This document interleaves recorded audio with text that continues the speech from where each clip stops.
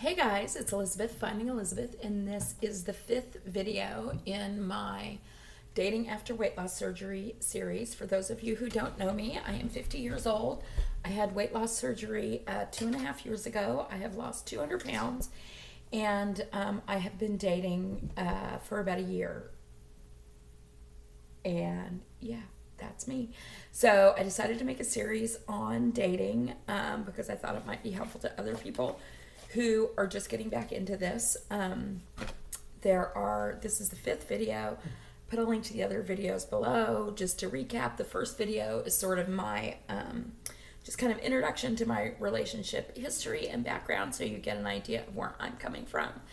The second video is one of the lessons I've learned, which is you're going to change during this process. My third video was on online dating. My fourth video was another lesson, which was don't rush the process. And this video, my 5th video, is the third lesson that I want to share with you guys, so you hopefully can do what I say and not what I did. But it's that you will learn what you deserve throughout this process. As I said in the last video, I think there are different categories of women who have been overweight and struggled with morbid or super morbid obesity. There are people who never had an issue with their worth and deservability in terms of relationships, even though they were overweight.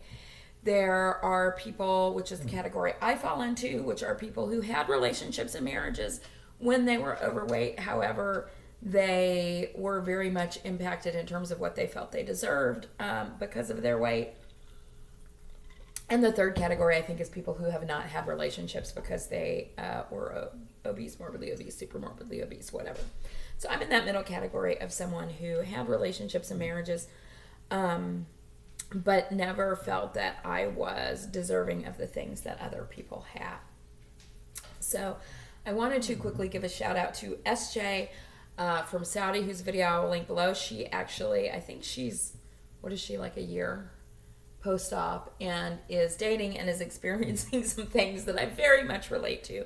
And she did a great video a week or two ago on sort of deservability. So I'm going to link to that below. And she also mentioned Matthew Hussey.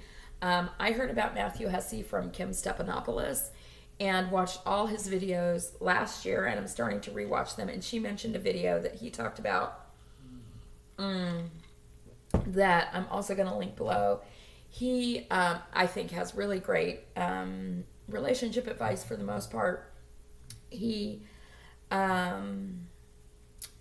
listening to his stuff, watching his stuff was very helpful to me throughout this process. So just wanted to mention those two things at the up front of the video. So what do I want to say about you're going to learn what you deserve? So I came into dating this time around really with sort of the same mindset that I had in the past, which was I need to take what I can get. I can get by on little scraps of affection. I don't want to rock the boat in terms of saying what I want and deserve. And, you know, that's sort of what led me into the situation that wasn't a great one with the relationship that ended this summer, because number one, I was like, okay, here is this man who is an executive, which is not something I had always dated people where I made more money than they did. I mean, we were probably equivalent in that area, but he was an executive. He was, at least in my eyes, I mean, maybe not everybody would agree. I mean, the other men I dated too were attractive, but there was something about him that was super sexy to me and attractive. And he showed me more affection and PDA, and just the stuff he said to me was something I had not experienced before. Or if I had, I didn't remember it. I had sort of blocked that out. So I was willing in retrospect to sort of take crumbs, because now, of course, I see all the things where I should have pressed him, or I should have rocked the boat by saying what I wanted and what I expected, and I didn't, because that relationship was so valuable to me, and I felt like, well, you know, even this piece that I'm getting from him is better than what I've gotten before, so I need to be happy with that. Well, we all know that that wasn't a good idea, and it never is.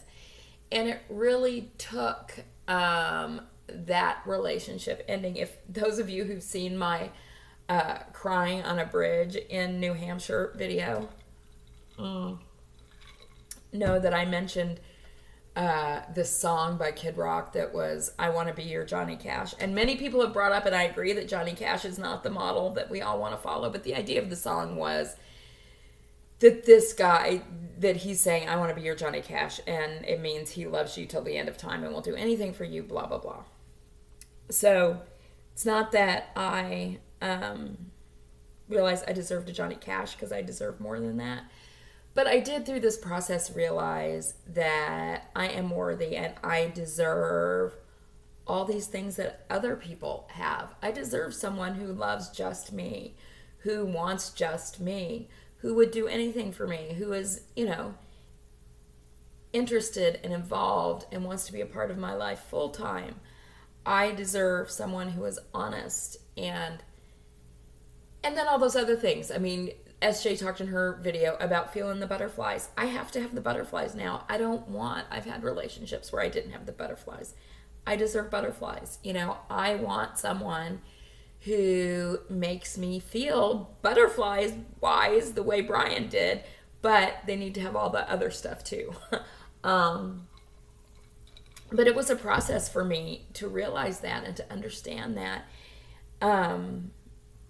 that I absolutely do deserve that kind of love and care. And I just recommend to those of you who do not have like sort of an inherent sense of worth and deservability, that you think about that as you're starting this dating process and what you deserve and what you expect. Matthew Hussey also has a book that I would recommend people reading.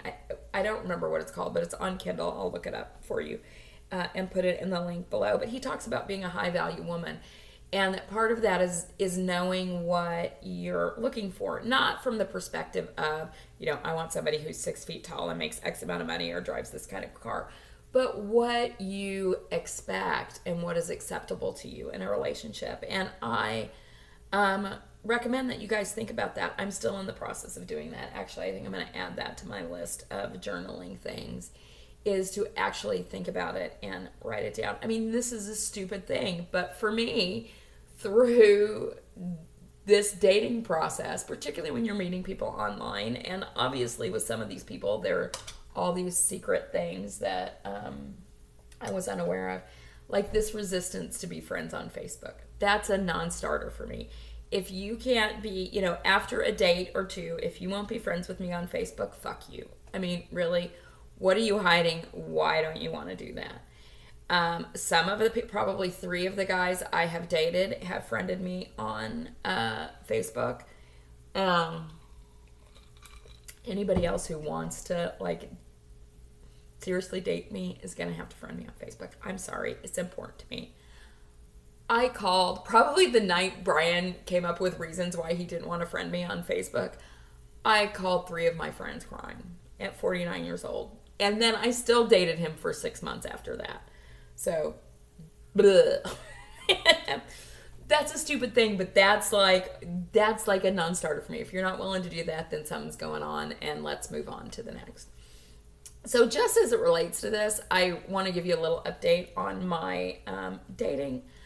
I have been pretty consistently going on 2 dates a week. Only one person have I been on 2 dates with.